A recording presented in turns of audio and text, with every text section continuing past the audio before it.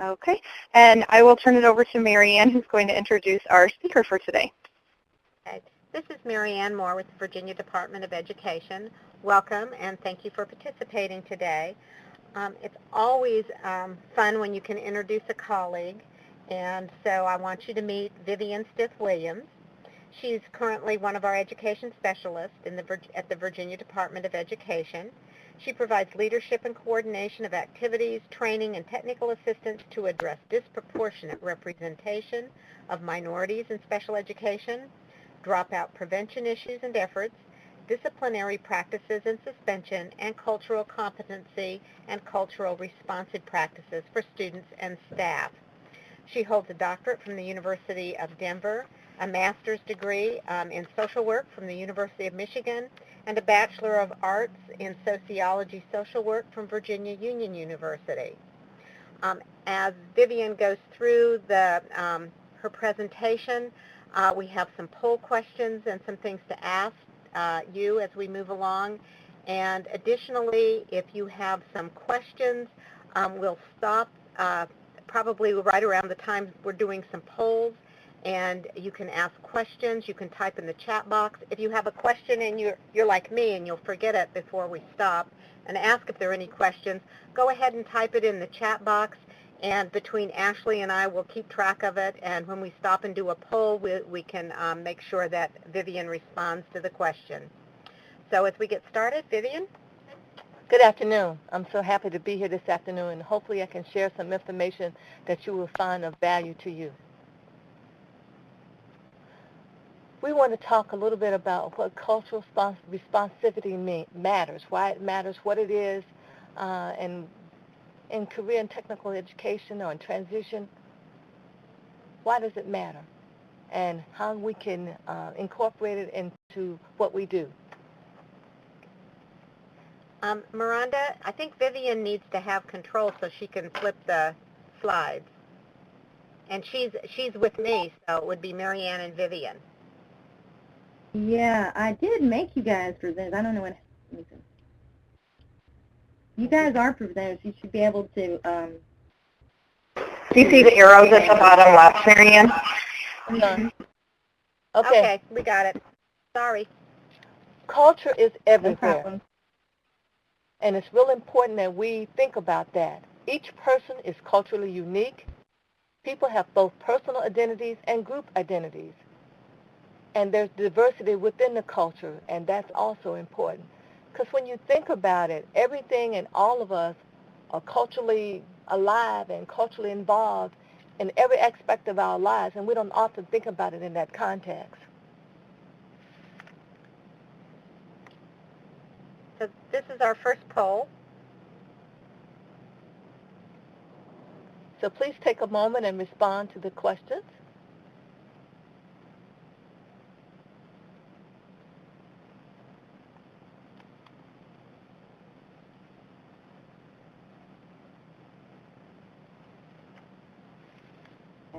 Yeah, I think that.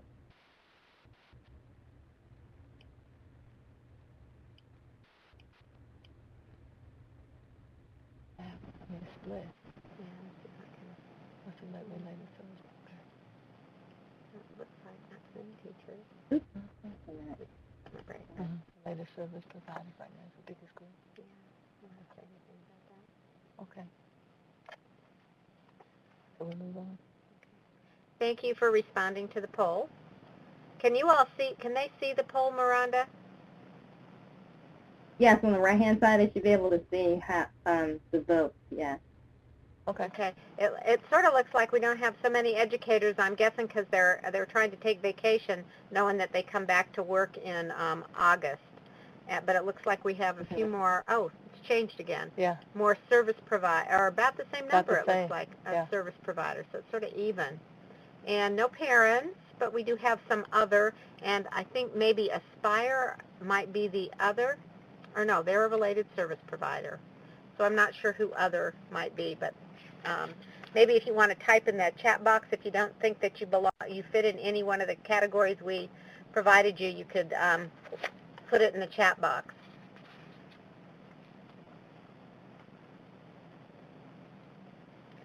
What is cultural responsivity? Well, basically, it's a developmental process. It talks about our ability to learn from and relate respectfully to people of our own culture as well as those from other culture. And I think it's important because you have to adjust your own and your organization's behavior based on what you learn. I think it's really important that we think about the environments that we live in. What do we know? Who do we know? And how do we take that information and use it in our interactions?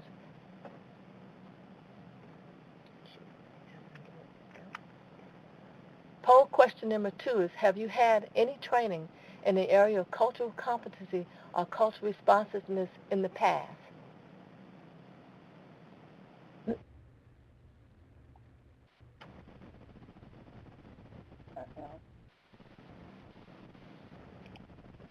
There we go. It's up. So let's take a few moments and answer that question, and then before we move on.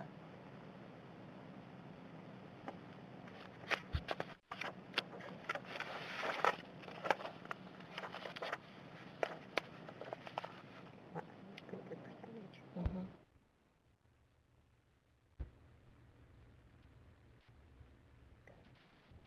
Okay, moving along.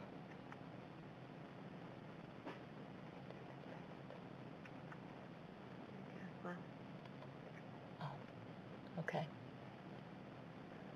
You might want to ask why we polled you at that point in the presentation.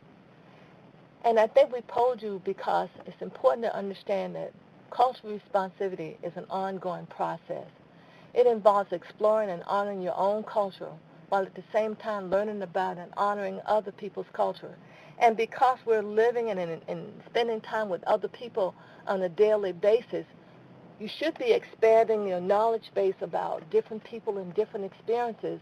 So that's why it's a process that's always in action.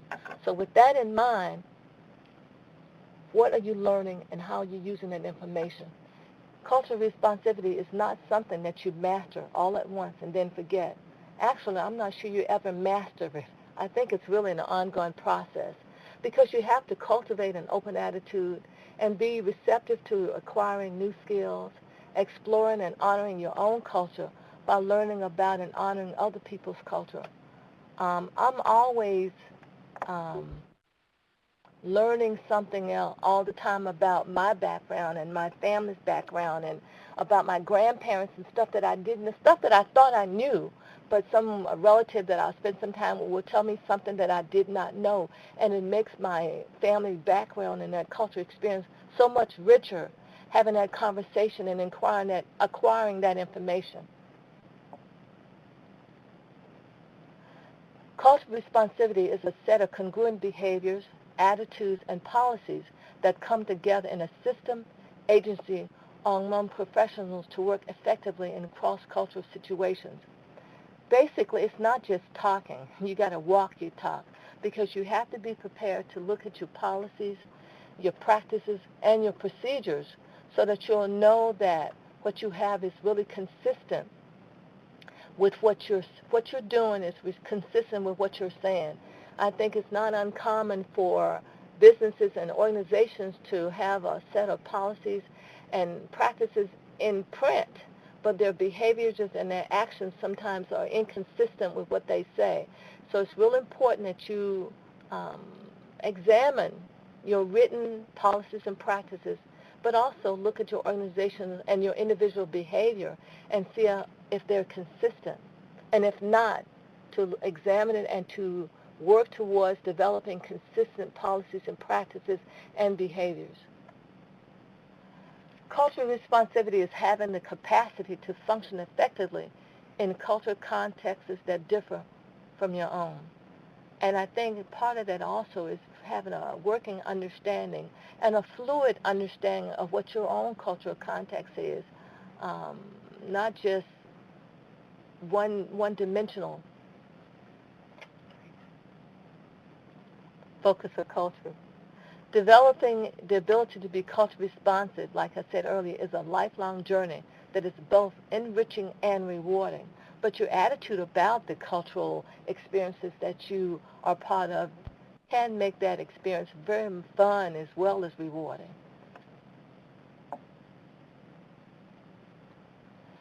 one of the principles, there are three principles that I'd like to share, and these three really jump out to me. Actually, there's more, but these three I want to focus on right now.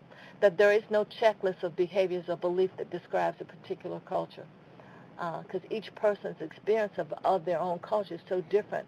What I perceive in my culture and behaviors that I practice may be very different than someone else whose cultural experience is the same as mine, but yet different because of the filters that we all am part of. And every student should be understood from his or her own unique frame of reference. And I think it's important to see that all students are a dynamic blend of multiple roles and identified cultural groups. And going back to the checklist of behaviors or beliefs, if you think about your parents and how they raised you, if you were the oldest, your experience in that family is very different than a younger sibling because your parents are not the same as from their firstborn as to child number 5 because of the experiences that they have, the knowledge that they bring from the first experience to the fifth experience or whatever. So I think those kinds of situations help you see how fluid interactions and cultural experiences can and should be.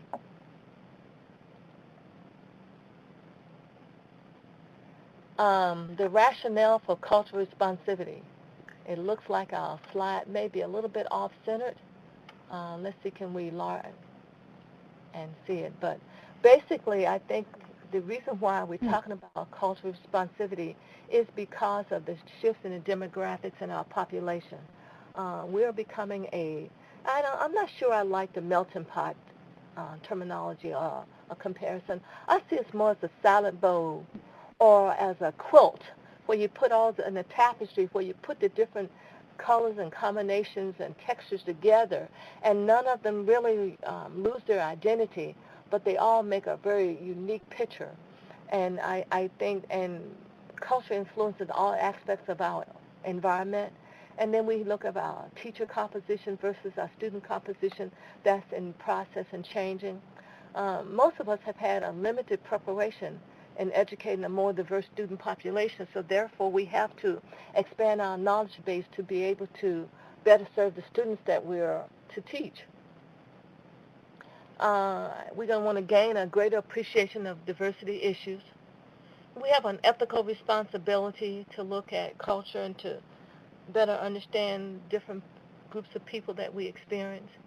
I think we want to deepen our understanding and increase our sensitivity. You want to make sure that you're not inadvertently saying something that's offensive and hurtful without even realizing it. So sometimes you have to expand your exposure so that you can feel more sensitive. I think it's also important to have a consideration as to what extent you perceive yourself to be culturally competent.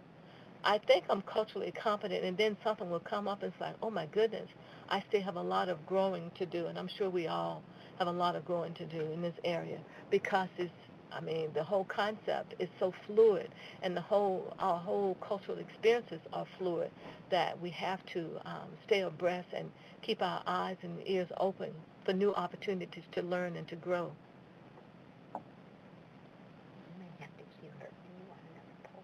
I think we have it in full. So the next question is, what is culture? Boy, you think that should be and it should be a foregone conclusion that everybody knows what it is, but we want to just kind of talk a little bit about what it is. And it's learned traditions, principles, and guides of behavior that are shared among members of a particular group. There again is codes of behavior, values, norms, beliefs, customs, communications, or the way we do things here. Art, music, food, literature, and clothing, all visible aspects of culture. So when we talk about culture, it's like, oh, I know who we're talking about because I'm culturally literate. I'm culturally responsive. But culture also looks at gender and gender identity, disability classification, religion, race, socioeconomic class, ethnicity, our work and employment ethic, our marital and partner status. So as you start peeling off the onion, so to speak, culture tends to be a very layered concept. And there are culture from different perspectives. Ethnic groups have cultures, businesses have cultures, neighborhoods have cultures, schools, and I know we spent a lot of time talking about school culture and school climate.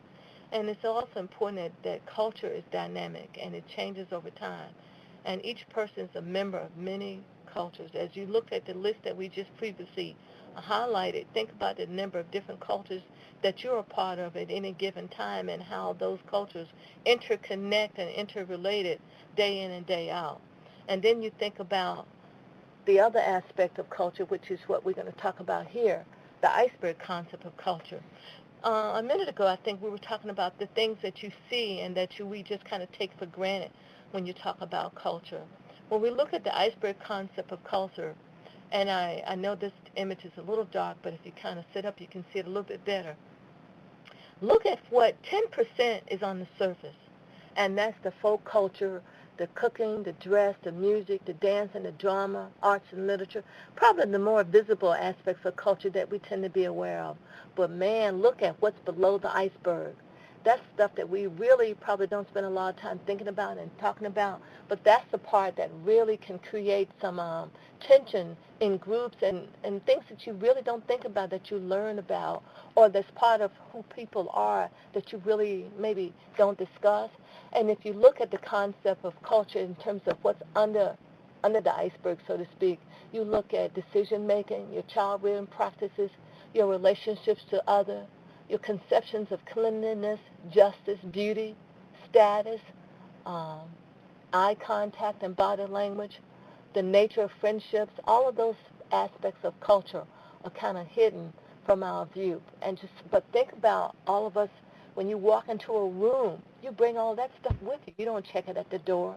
So that's the deep culture and the folk culture that, most of us, we don't see and probably don't think about, but it shapes who we are and what we are and how we react to our environment. Dimensions of culture, dimensions of personal identity are also aspects of culture, and this just gives you a representative sample of some of the dimensions of culture. You look at age and gender, physical ability, your sexual orientation, educational background, culture, B dimensions, your marital status, your citizenship status, military experience and work experience, income, because socioeconomic status is a very fluid cultural concept because, if you lose your job, that can change your income status and just give you some very different experiences from how you live because of that change in income status. Social class again. So you just look at the dimensions of culture. When I was doing some research, I looked in this book by Robert Moran and Philip Harris, Managing Cultural Differences. I think it's on the reference sheet that we have. It listed 10 dimensions of culture, and this description here just highlights some of those, but also your sense of self and space, your communication and language, gestures and expressions and tone, and I think that goes to nonverbal communication and body language. Your dress and clothing are part of your dimensions of personal identity, your hairstyle, your grooming, food and your eating habits and your manners, your time and time consciousness can fall into these dimensions. Some people are always early, some people are always late. Is that related to your culture? It could be.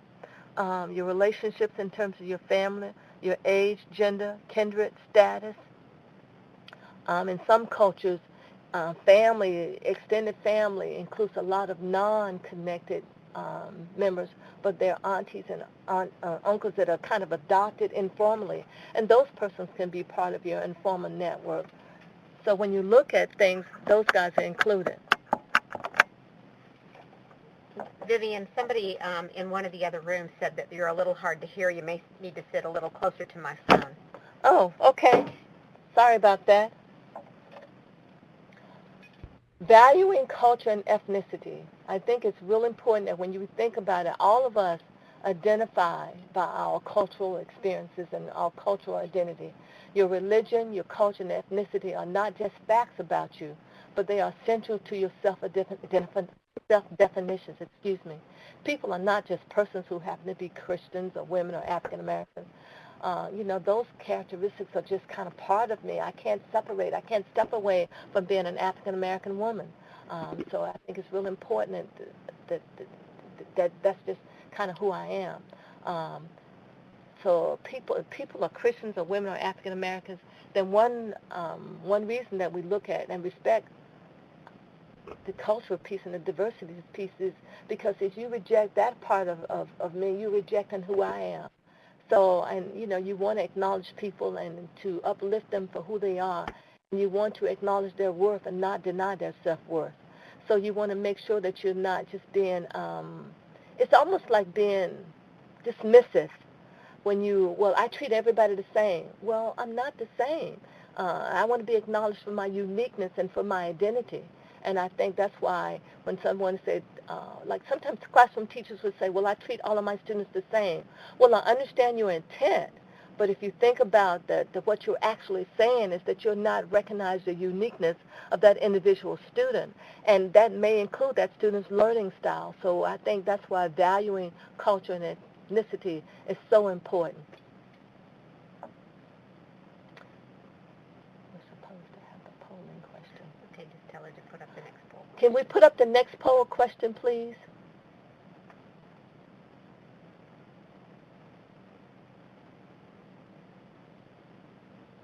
Okay, it's up now.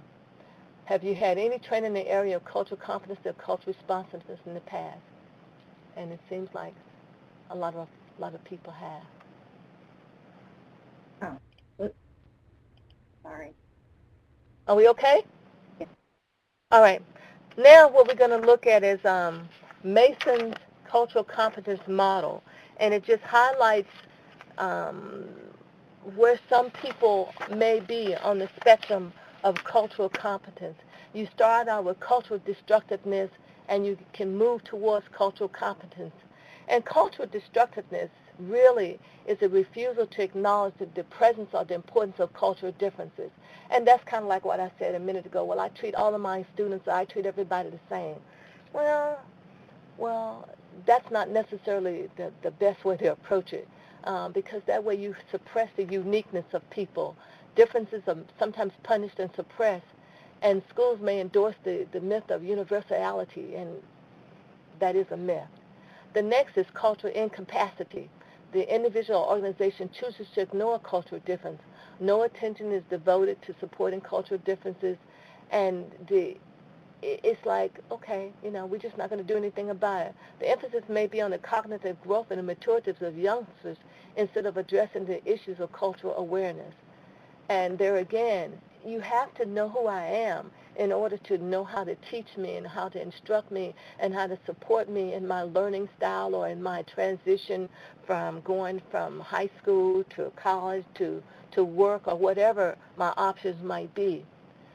The next one is cultural blindness. It's that individuals and organizations believe that cultural differences are of little importance. People are viewed through a Western cultural mainstream lens. And I think sometimes as a society, those lenses don't come off, and we have to consciously talk about how people are unique but important to help people see those the need to remove those blinders. The messages are communicated to students sometimes that their culture is of little consequence to the learning experience. And that's why it's so important to just there again to know who your students are and to know something about them. Cultural pre-competence, the individual or organization recognizes and responds to cultural differences. There is an open acknowledgement of the need for cultural competence. Educators may seek out new information regarding diversity by attending training sessions or interacting with those who have had insider cultural information. And that's somebody that really wants to know. I want to know what is it that I need to do? How can I learn and grow? And then cultural competence is the individual and the organization value and appreciate cultural differences. Exploration of issues related to equity, cultural history, knowledge, social justice. To me, those are the people that don't mind having those courageous conversations, even though the conversations may be difficult, because sometimes it's sensitive to talk about cultural issues. It's sensitive to talk about people's differences and not feel that you might say the wrong thing, but I think it's worth the risk because you will further the relationship and the knowledge between the two persons or between you and the organization by taking that risk. Poll number 5, how close is your culture matched to your business or organizational culture?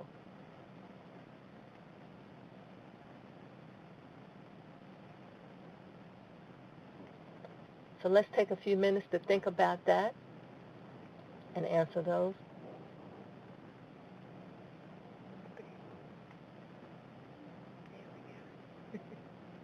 We put that question in here because it's really important for us to know our culture and our background so that when we're in organizations or businesses, then we can see and perhaps even help them to look at how they might examine their policies, practices, and procedures to be more inclusive. Okay. That's kind of interesting that you have a lot of folks have had some classwork or some experience with competence, but we're still only somewhat matched. Somewhat matched, yes. That's an interesting result, but good for discussion purposes. Here we go. When we look at the cultural proficiency continuum again, we're going from the cultural competence model to looking at the continuum. You know, when you look at cultural destructiveness, you see the difference. You know there's a difference, but you don't want to accept the difference. You want to stomp it out and negate it. Cultural incapacity, you want to see the difference and make it wrong. Well, you know, how you do things is wrong.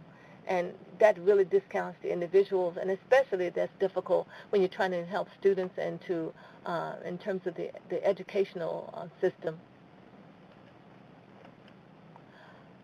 Cultural blindness, you see the difference and act as if you don't.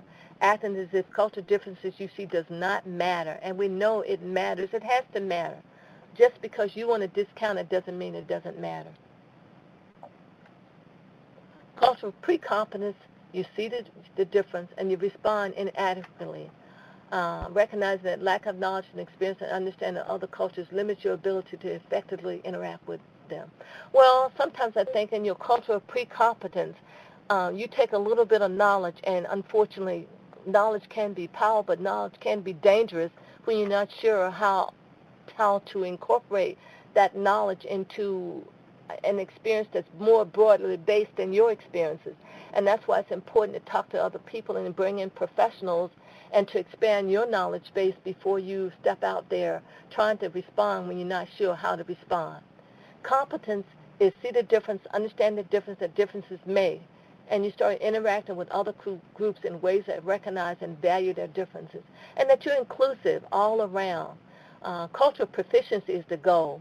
You want to see the difference, you want to respond, you want to honor the differences, you want to view diversity as a benefit, you want to interact knowledgeably and respectfully, and at times you also just want to celebrate the fact that we are the tapestry and we are the salad bowl versus that we're the melting pot. To me, that's when I see the melting pot, sometimes I just see a glob. Nothing has any identity to it because it's all one big glob, but that's not very tasteful either. I prefer the salad bowl or the tapestry concept because I can see the uniqueness. I can see the reds and the blues and the greens and the blending, and I can see the uniqueness of all the groups that are coming together. Vivian, I want, since we're on this topic, Catherine had a question about, are you meaning your personal culture is matched to the business culture? And so I don't know if you want to address that. I think you want to be aware of your personal culture and how your personal culture can be matched to the business culture or at odds with the business culture. I mean, sometimes the business culture or the organizational culture can be a mismatch from your culture, not in terms of your beliefs, but in terms of how they practice businesses. I mean, unfortunately, some businesses can be somewhat unethical, and if you have some ethics attached to how you do business and you're in an organization that may not, then you might have to examine that. I mean, when I'm in a classroom or when I'm in a school and someone says I treat all of my students the same, then I want to say, well, I have to talk to them and say, okay, well, tell me a little bit about you. And then tell me about your kids. Do you treat all your kids the same? And then they think, oh, no. So there's a match, too. Your parenting style needs to match your kids. So when I think about that cultural match, I see that somewhat differently. Would you agree with that, Marianne? Yeah. So the question is, does that answer your question? She's tight. All right, thank you. How do you become culturally responsive? Well, I think the most important thing is to recognize that we are all cultural beings, that we are all cultural persons. We have our beliefs, our biases, and our assumptions about human behavior. And let's be honest, those biases are who and what we are every day. And sometimes we're more conscious of them than we are at other times, but they are part of who we are. I think it's important to acknowledge the cultural, racial, ethnic, and class differences that exist among people. To act like they are not there does not mean they go away. So I think we just need to be real and we need to be honest. I think we need to understand the ways that schools reflect and perpetuate discriminatory practices of the larger society. And I think some of that happens not unconsciously. I think it happens. And I think we need to be aware of that. Sometimes if you look at your textbooks and you look at the posters in the classroom, they are one particular group of students, and yet you have a diverse classroom of students. You look at your textbooks. You look at the people who make the decisions sometimes. It's not always reflective of the student populations that we're serving. I think we have to develop cultural self-awareness. Have an understanding of who you are and how did you become the person that you are. Some people are very good at doing their family tree and are able to trace their families back to Ireland and Scotland and different places and can kind of have a cultural context where my family has been here X number of years and all these kinds of things.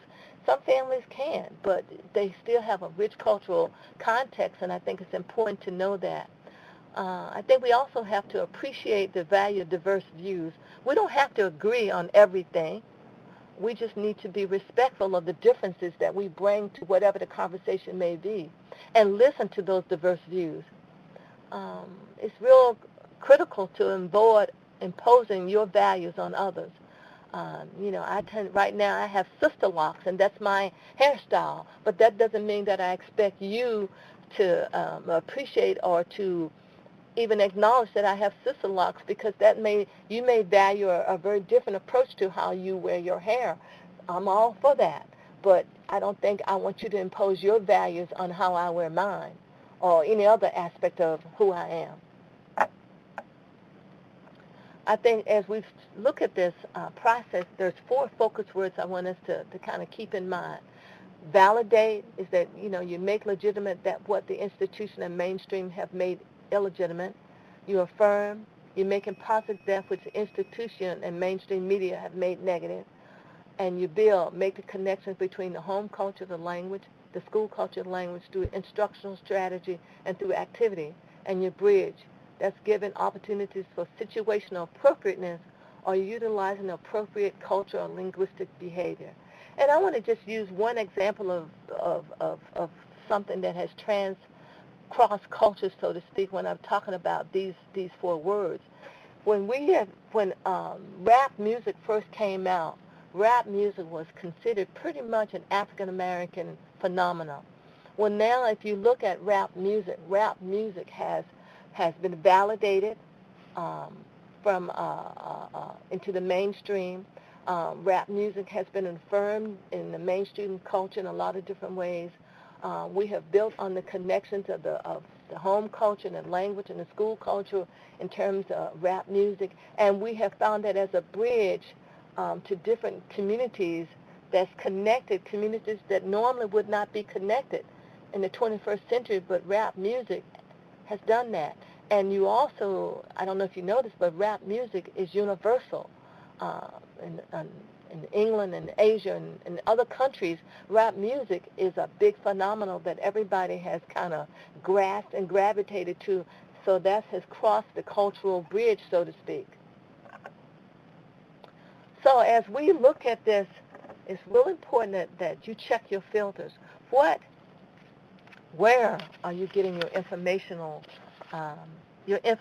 from, and some of your values from? And that's why I thought this slide was really important. Check your filters. We read the New York Times, we listen to ABC News, CNN, MSNBC, Fox News. Here in Richmond, the Richmond Times-Dispatch. We're on Facebook, we're on Twitter, we have friends and associates. So check your filters, and that's why this next poll question is, are you attuned to your biases? Because our filters are also inadvertently planting thoughts and ideas in our heads that may very well are biased in our experiences and our behaviors towards different groups of people and our cultural experiences. So check your filters, because those filters become part and parcel of who we are and how we relate to others. And I see it says the response so far, are you attuned to your biases? But, okay, we're still moving on that question. We'll wait a moment and see what kind of responses we get. Are there any questions along the way? I just wanted to make sure I'm checking in.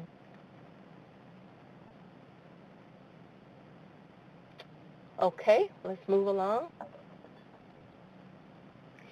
Is this, Vivian, I just have a question. Is this kind of what you see when you're out presenting, this kind of split? Yeah, I guess I have to be real honest, yeah. Lots of times when I've done presentations, some of the people in the room, some of the questions that I asked, just because I'd always try to make my presentations interactive and have the audience interact, and some of the people are really a little bit uncomfortable talking about culture and cultural differences because I think some of it is fear and not wanting to say the wrong thing or to be misinterpreted when they make a comment. So I think it's real important that we look at our own biases. When I did this question, I said, okay, yeah, I'm asking the question to the audience, but it's also a question that I ask myself, especially as I do these presentations and I interact with different people. I see Vivian, we have a question from Catherine. Yes, I just saw it. What suggestions do I have to help inform or train the academia about? Well, I guess we need to help them have some training and participate in webinars and seminars around it. I guess academia, I would also have them to do a self-assessment. And there's a number of self-assessments that are out there that agencies can do to do a cultural self-assessment to see how their policies, practices, and behaviors are culturally responsive. And that would be one of the first ways that I would start, because I think sometimes academia feels a little removed from some of the stuff that we in the trenches, so to speak, are exposed to and have a responsibility for. Does that answer your question?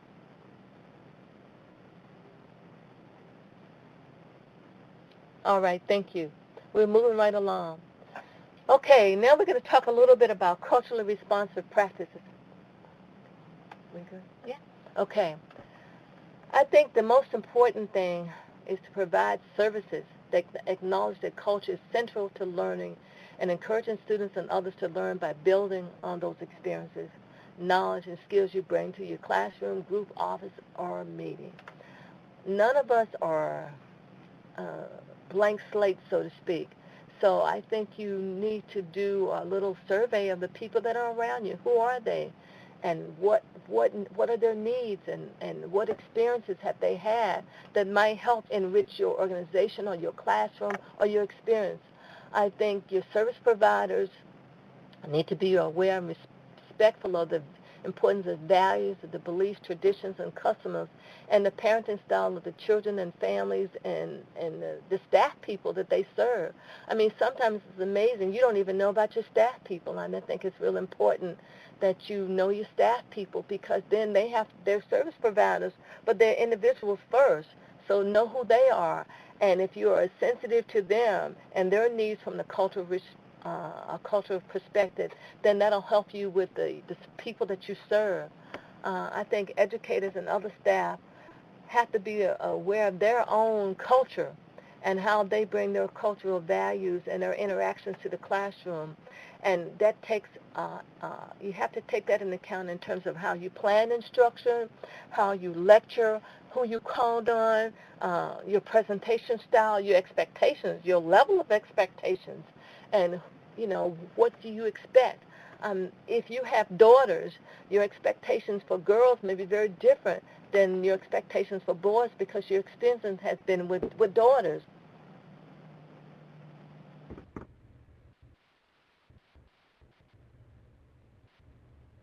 I do think it's important that we look at family structure. Um, sometimes we have family structures where the woman, the maternal, the women are in charge. They're the ones that are responsible for decision makings. In some cultures, it's the man that's responsible for decision making, and the woman can be there, but the man's going to make the decisions. And I think it's important for us to, as educators and as people who work with families across the spectrum, to ask some of those questions, to try to find a way to ask those questions in a way that's respectful of how families make decisions and of the persons in the room.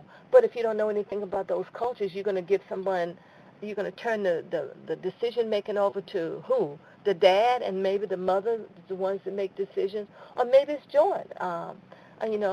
When our daughter was in school, I would go to the meetings, but my husband and I had already discussed what was going to happen before we got there, because he was not going to make the meetings. I made the meetings, but it was a family discussion about those incomes. Now, those outcomes. I'm sure some people made some decisions about us because they didn't see him. Well, I'm sure her husband is, does she even have a husband? Well, yeah. But if we made the decision because of the flexibility in my schedule that I would make the meetings, and he did not. So I think we need to make sure that we're not making assumptions about the family configurations by who shows up sometimes. The culture of power. Delpit states that the culture of power is made up of the codes or rules that relate to linguistic forms, communication strategy, the presentation of self, the ways of talking, ways of writing, the ways of dressing, and the ways of interacting. Think about it. The rules of the culture of power are a reflection of the rules of those who have power. So the statement, let me simplify that. Those who have the power make the rules. You've heard that before, okay? But with that in mind, that does not mean that you negate the culture of those that are not in power, because ultimately those are your stakeholders. Those are the persons that you're supposed to be providing services to, so you have to be respectful and mindful of who they are, what they are. You have to have an awareness of their communicative strategies, of their linguistic forms, how they talk, and not because inadvertently, if you do not, then it would appear that you would be dismissive and you would discount them. So why should they engage in any kind of discussion and problem solving with you if you're going to already make the decision for them or discount their decision-making ability? When we look at Pedersen's developmental model, I think we're looking at several components, and we're just going to highlight those for a second. First, there has to be an awareness when you're looking at the developmental model of being culturally responsive. You have to be aware of your own attitudes and biases, and as well as the social political issues that are around us and to confront culturally diverse youngsters. I mean, right now, I think all of us are aware of the struggle that our country is going through with all of the immigrant children that are coming across the border and how we're supposed to handle that and how we're handling that. I mean, we're going from one end of the spectrum where everybody says, bring them in and let's make the best of a bad situation, to another end of the spectrum where get them out and don't let them in, and we're protesting and all of that. And imagine what it's like for those families who have relatives that are in that mix right now and how they feel about our country accepting the diversity that's already here. The next one is knowledge, an accumulation of factual information about different cultural groups. And knowledge means reading and spending time with diverse groups, and so that you can expand your knowledge base. You can talk about stuff all day long, but if you don't have some experiences and haven't had some readings and done some research, you still don't know what you're talking about. So it's real important to expand your knowledge base, not just in terms of reading, but interaction and experiences. Next is the skills, integration of their awareness competencies to impact what you're doing with children. Think about what is it once you know it, how can you use that information to enhance your skills and to develop your skill set? Then your attitude has to reflect that in terms of that you believe you're different in these differences that are valuable, and that you're working towards change, and that change, you're being very positive about it and not like, oh, this is, you mean we have to do that? Because if your attitude is like, feel like you're being forced to do it, then you're not going to be very responsive. You may be doing it, but how you're doing it is going to be impacted by your attitude. I think it's important that each domain of this model builds successively on the previous one, such that the mastery of the early one is necessary before you can move forward. If you don't have an awareness, the knowledge doesn't mean a lot. I have a lot of knowledge, but if I don't use that, if I'm not aware that there's a difference, it's just knowledge because I'm not using that knowledge to expand and to grow. And then I'm not using that knowledge to broaden my skill set or to enhance my attitude in terms of how I approach differences. So it's constant. It's a work in progress, and you just need to see where you fit on this model here. When we look at the 5 essential elements that are going to contribute to a system's ability to be culturally competent, I think you got to, they changed some stuff. You got to value diversity. If you don't value diversity, then you really probably are not going to make the kind of progress that you need to make. The other thing is having a capacity for cultural self-assessment.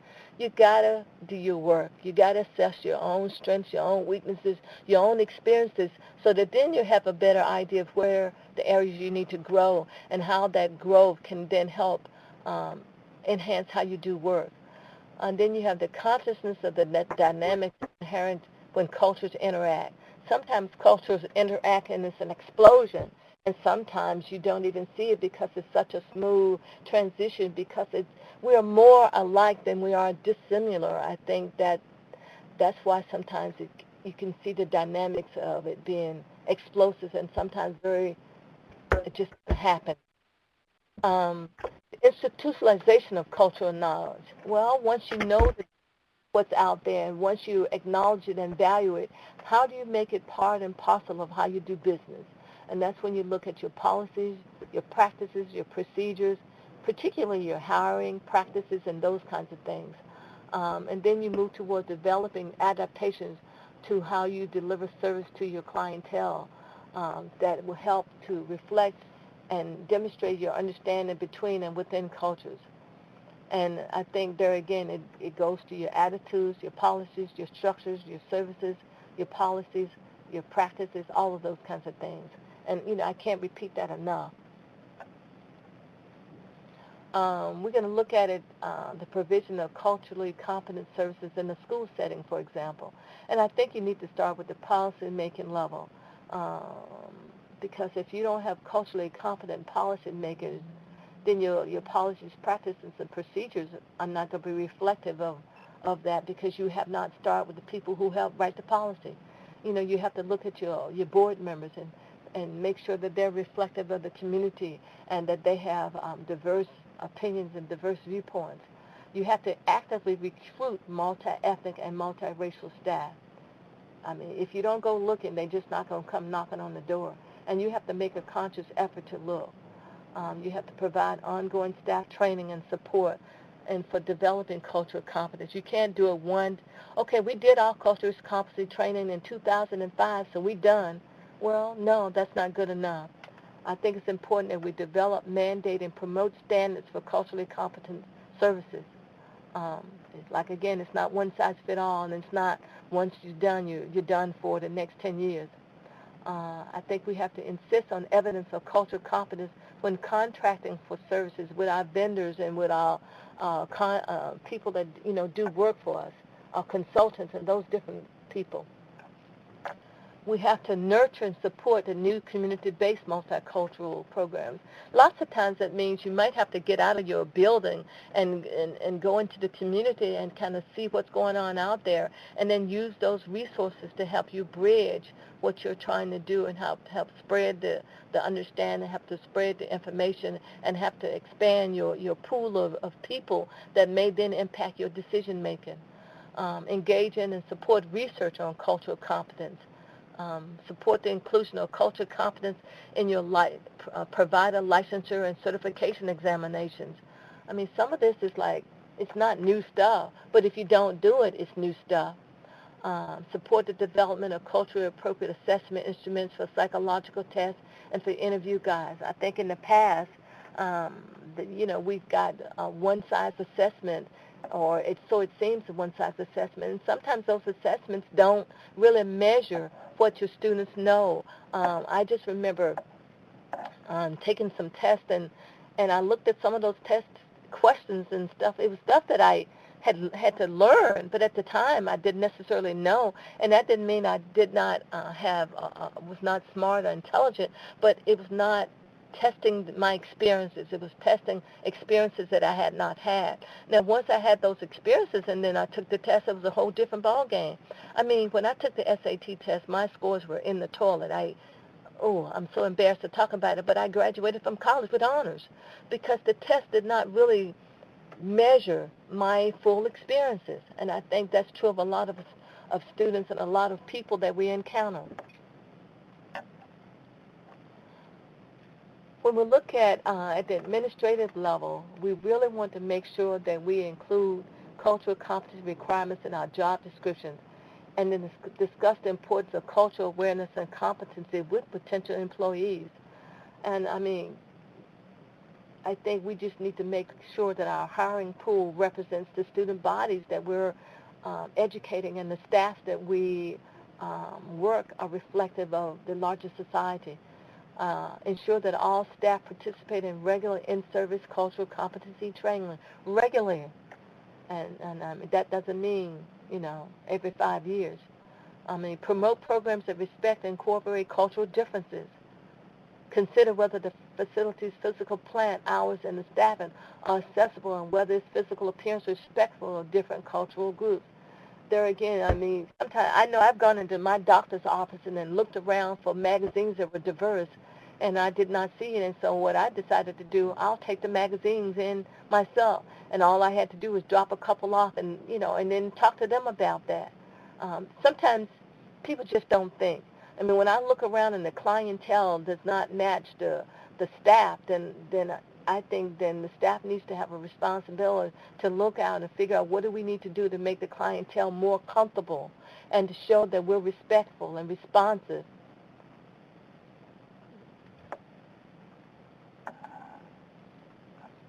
At the service level, we want teachers and administrators to learn as much as they can about a student or a family's culture, while recognizing the influence of their own background on their responses to cultural differences. I mean, if you only have a negative perception of a particular cultural group and your students represent that cultural group, I have to be honest, that's going to impact how you respond and how you teach that student. And sometimes that's where, again, we go back to checking your biases. And sometimes you really don't know until you might smack dab in the middle of a situation. It's like, oh, my God, I didn't realize I felt that way about this particular situation. So that's why you have to kind of check yourself, because you can find yourself in a situation and then trying to figure out how to get out of it, and gracefully, with maintaining respect for yourself as well as for the students and their families. Include the neighborhood and community outreach efforts, and include community cultural leaders if possible. I realize our communities are changing, but that's even more reason for us to try to find one or two people in the community that may be the unofficial community leaders that can help you to make those cultural connections that can make the difference in the students that we serve.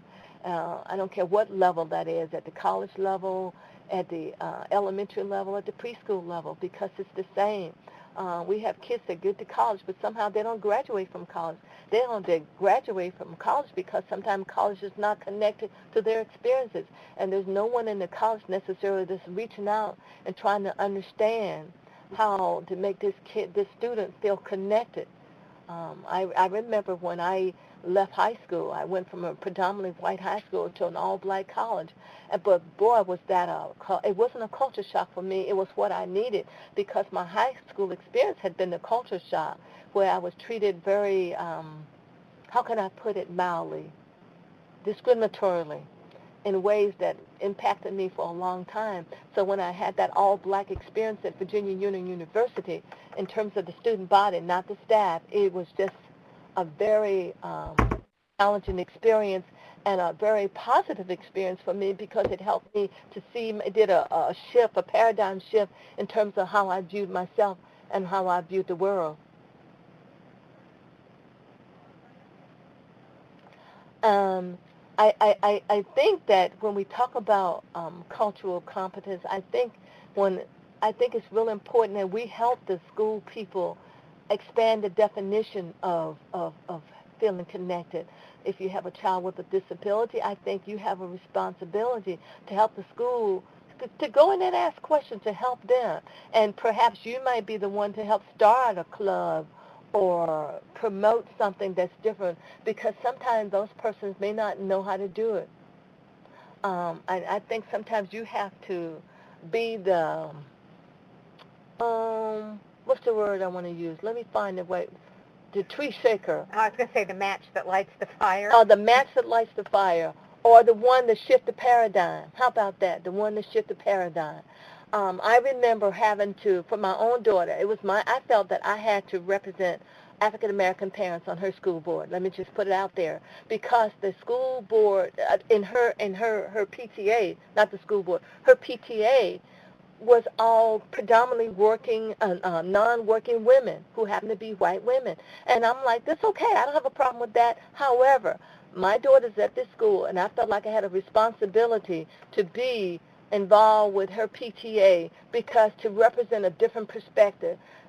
And there were a lot of the kids in the school needed a different representation. So I felt I had a responsibility to take that bull by the horn, so to speak, because I couldn't complain to them if I wasn't willing to step up and then to make a difference, to get the ball rolling, so to speak. Some of the things that Catherine's saying are a matter of law and equity. You know, I do think it's really important that, Catherine, when I'm looking at some of the comments down here, that I do think that it's important to help remind the people that are in charge that there are certain legal responsibilities and legal mandates that they have an obligation to enforce and to support. And perhaps they just need a little nudging to understand that so that they can be more responsive to the needs of all students. And this is Mary Ann. I'll just throw this out. OSEP has responded and written a paper on LRE and transition. And so some of the things that I think you're seeing here, they may relate to transition as well, that students need to be part of extracurricular activities. And if the school holds an extracurricular activity, all children should have an opportunity to be there, and that includes providing a bus. If they need to have a bus with a lift, then they need to have a bus with a lift. If they need to have an assistant be with the child, then the child has the assistant. But if you offer clubs and activities to kids in school, that's all kids, not just children that are that ride the regular bus or children that don't require any support. I think it's important that we work within each student's family structure, which may include grandparents and other relatives and friends. I think we need to recognize and accept when appropriate incorporate the role of the community volunteers, because there are community volunteers that's involved. Understand the different expectations people may have about the way services are offered. I think that sometimes people don't know what to ask for, so therefore they don't get it because they don't know what to ask for and who to ask for. And I think some of that is just a matter of experiences and knowing the people who make the decisions. I think you need to ask the right questions, and I think, and if you ask the wrong question, what's the wrong question? I think it's important that you just then approach like for example, if it's at an elementary school, for example, approach the principal. And if it's at a college, go to the dean of students and ask questions. And take your documentation with you so they can understand what you're trying to adhere to. I think it's important to adhere to the traditions relating to gender and age that may play a part in certain cultures. But you got to have an understanding of the cultures before you take some of those steps. Yeah, I understand. I realize that when you're talking about immigrant and refugee families that are unfamiliar with the systems, that's why it's real important when we can to recognize someone that maybe a community service organization that you may can partner with to kind of help someone navigate the system. Because some agencies have more diverse staff than others, and that's when you have to kind of help them navigate those resources. But that's why I think initially when we were going through some of the checklists, we were talking about looking at your staff and in terms of your hiring practices, looking at your policies, your practices, and your procedures. If you don't do it from the policy level at the top, of course, nothing's going to happen at the ground level because there's nothing in place to help you navigate where to go. I think the worker bee, for lack of a better term, is not trying to deny resources to immigrant families or anybody else. Sometimes they just don't know what they don't know. And they may go to their policy manuals or their procedural manuals, and there's nothing there because sometimes we don't have these conversations because we just serve everybody, but we really don't serve everybody because sometimes we don't even know some of the groups and families that are out there because they have not shown up on the radar, so to speak. So I think we need to be very mindful that some of our immigrant and refugee families tend to be low-key because they don't want to rock the boat because of the conflict that it may create in terms of trying to access resources, especially with all of the political nuances of some of the actions that are going on in our communities across the country right now. I think when we look at our cultural competence checklist for success, I want us to look at these things. Make the setting and environment more welcome and attractive based on the family's cultural mores. There again, looking at what you have, the posters in your offices, the magazines that you have for people to look at while they're waiting for you to spend time with or to talk with them. That stuff matters. Avoid stereotyping and misapplication of scientific knowledge. I mean, just because somebody says it's out there doesn't mean it's right. So you really have to check the source of the scientific knowledge because some of the scientific knowledge has not been very favorable about African Americans' learning styles and stuff, and some of that stuff is just inaccurate information. Include community input at the planning and development and stage of projects. And there again, trying to go back to find out who the leaders are in those communities, it matters. Use your educational approaches and materials that would capture the attention of your intended audiences. How you approach, who you approach, what resources you use do matters. And that's when you have to do your homework. You have to do your research. You have to know your community. Find ways to partner with the community. Every community has somebody, a community group or a community organization or a community leader that you can tap into, and sometimes that's when it's important to go to your local school people. They can tell you who that is.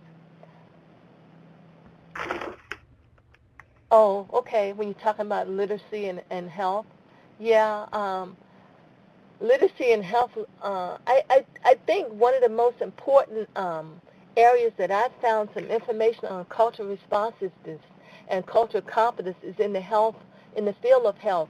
Public health has had to make a major thrust and investment in cultural competency regarding health because when someone goes to the emergency room or to a doctor's office, you cannot afford to not understand what that patient is trying to tell you when you're trying to treat them. So there's a lot of information that I have borrowed from public health around cultural competency and literacy. I think the literacy piece is that different terminology means different things in different cultures and to different people. So I think that's an ongoing conversation as well. The whole concept of cultural competency and cultural responsive, the terminology includes cultural literacy. We didn't spend a lot of time on that today because we cannot begin to capture the full essence of cultural competency or cultural responsiveness in an hour and a half. So we were just trying to give you a tip of the iceberg for today.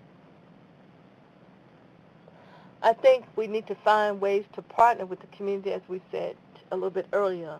Understand that there is no recipe. One size does not fit all. So having an awareness of the community and the population that you are serving helps you to then know what might be some strategies that you then can incorporate.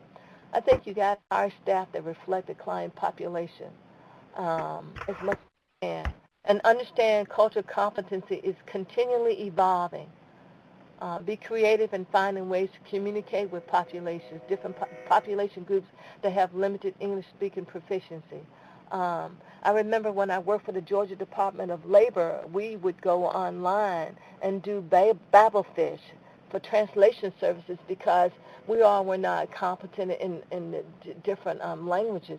And limited English proficiency, you may think you have an idea of some Spanish, but you may not have the dialect. You may have some of the words, but the words mean different things to different cultural groups that happen to speak Spanish.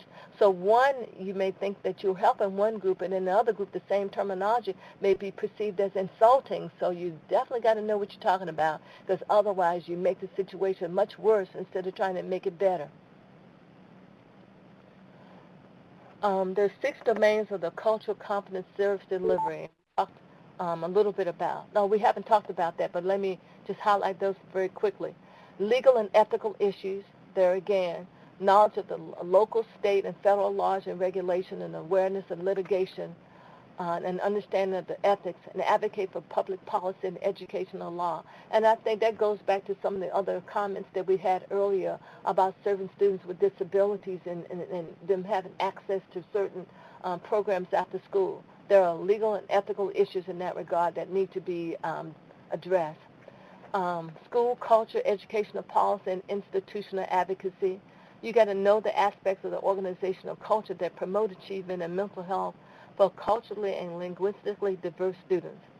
You got to know how to incorporate all of this stuff in terms of the advocacy and policy. And you got the ability to play a leadership role in the implementation. Sometimes you can't sit back and wait for somebody else to do it. Sometimes you may be the one that's making the difference and taking the first step.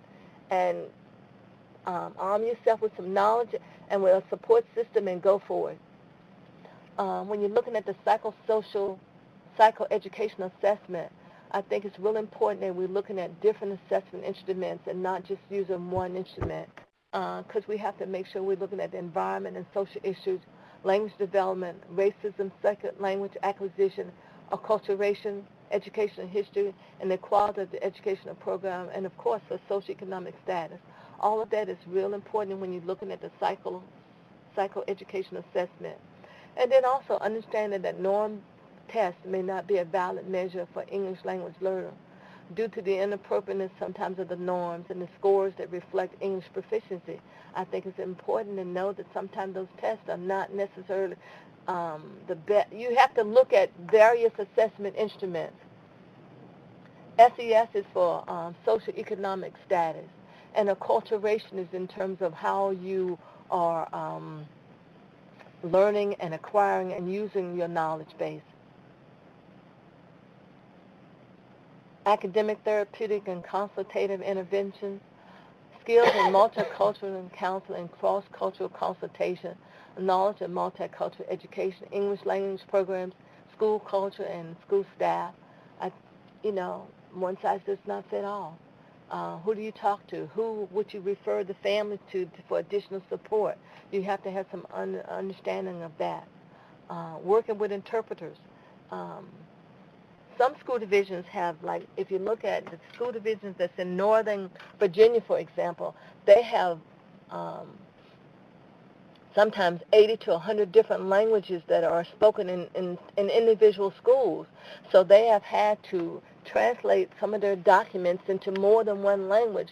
And I think we have to spend a little bit more time thinking about using interpreters and having our documents and some of our policies and things translated into languages that will serve the student populations and the communities that we're part of. So we have to have the knowledge of the recommended systematic practices and guidelines for using interpreters for the policies and for practices and training them as well.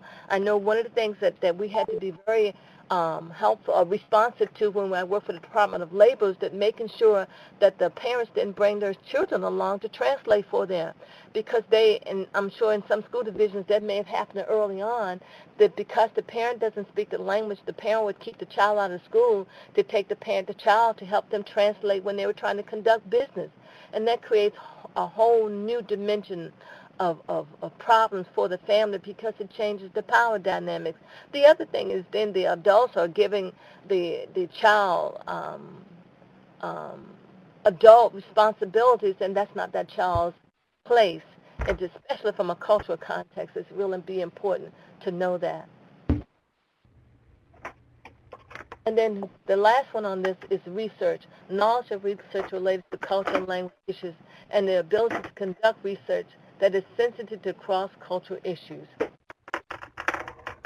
So I think that when we look at MEC and ATAC distinctions, MEC behaviors or views that are common to an ethnic or a minority group, and then ETAC are aspects of human function that are more universal to people across cultures.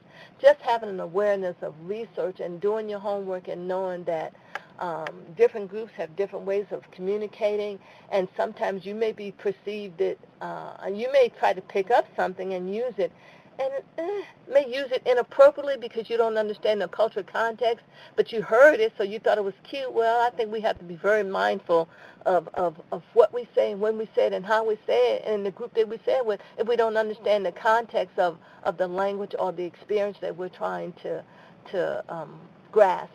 And I do understand that, interpreters trying to find interpreters, qualified interpreters, is definitely a challenge. And that's why at the time we did refer and use a lot of technology, because if you're trying to serve people that are right there, you can't say, ma'am, I can't help you, because you don't even have the language to say that. So yes, technology has been very useful in expanding our reference and our resource bank for helping families. I agree with that.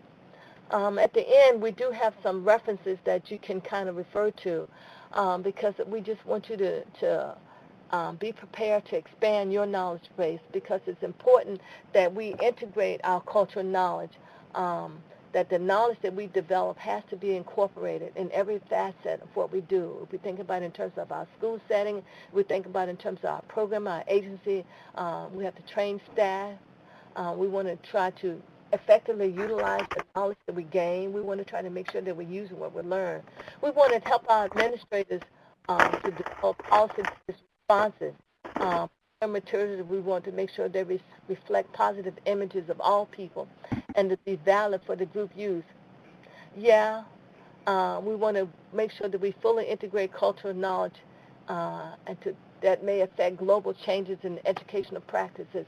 I think this also, as we think about cultural knowledge, I think we also have to expand it outside of our comfort zone. There are different agencies like Catholic family charities, I think sometimes, because they're working across different groups, has been real helpful in working with immigrant families in terms of interpreters, in terms of translation. Sometimes you might have to go to the embassies and that's happen to be at the State Department. You have to be very creative sometimes because we don't have those resources for the wealth and the broad-based languages that we're having to encounter sometimes on a daily basis, depending on what agency you're working for. But we just want to try to give you a snapshot of some of what, some strategies and some approaches and some awareness as we approach trying to spread our wings and serve more students and be more culturally responsive and inclusive. And I have my references here so you can refer to some of those. And feel free to contact me at the Department of Education if you have additional questions or comments about today's webinar. Yep. And that concludes our webinar for today. Yeah, and I don't know, Miranda, if you open it up for comments or questions at this time that maybe people didn't write in the chat box. we're close to 3 o'clock. Okay. Yeah, so... Looks like somebody's talking or Yeah. typing. Yeah, and another thing typing. I'd remind people that we can continue the conversation through shared work. There is that bulletin board, and there's the place to type questions, and people can respond to that. So we can continue this kind of a conversation beyond just this webinar. Is there a place? And we will post a recording of this webinar on the shared work site. We do have 2 poll questions at the end we'd like you to take an opportunity to respond to.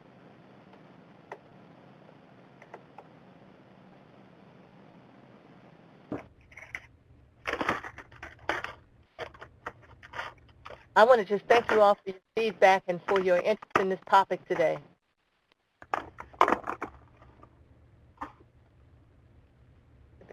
Important.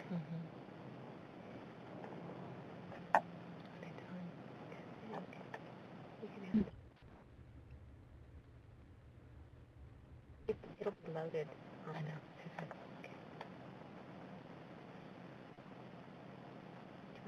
Let's see if Miranda can go to the next one. Rhonda, can we go to the next poll question? Okay. Yeah, I think, yeah.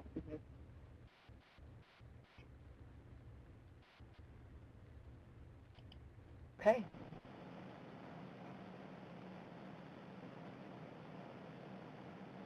Yeah, and the PowerPoint you should be able to download and print, but it'll be posted at Shared Work, on Shared Work.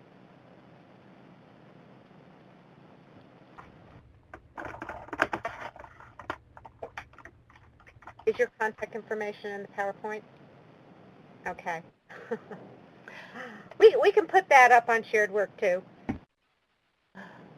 But Vivian works at the Virginia Department of Education, so she's not hard to find. No, really.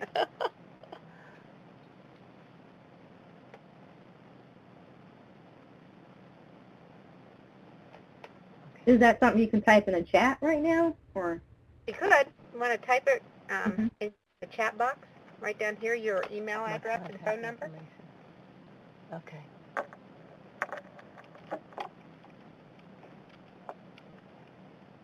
What happened?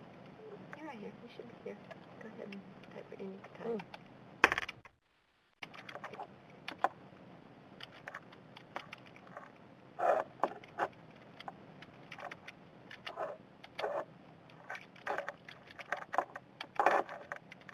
Your keyboard moves so much smoother than mine. I need to spell my name right.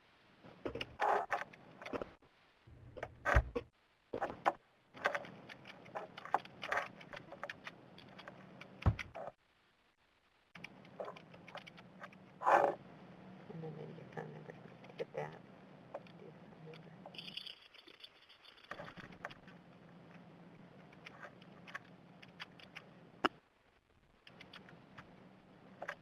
Okay, do the enter. Oh, okay. Thanks. Okay. So there's her email address and her phone number. Perfect. Let's see. I was just looking at what Catherine had printed, or who holds the purse strings.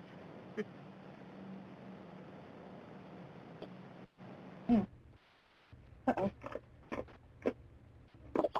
Just one school at a time. Fine. And Catherine, I noticed you had lots of comments and things to say, and so, you know, with Vivian's email address and her phone number, you certainly can give her a call.